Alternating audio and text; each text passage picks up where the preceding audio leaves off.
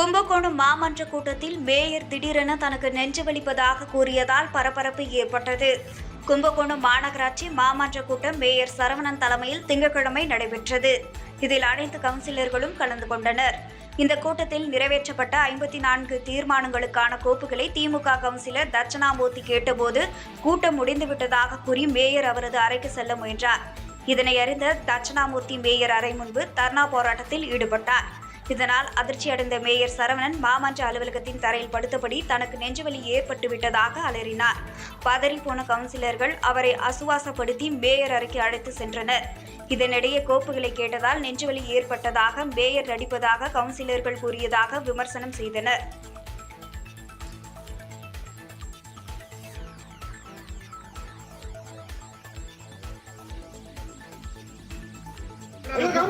காப்பாத்துங்க.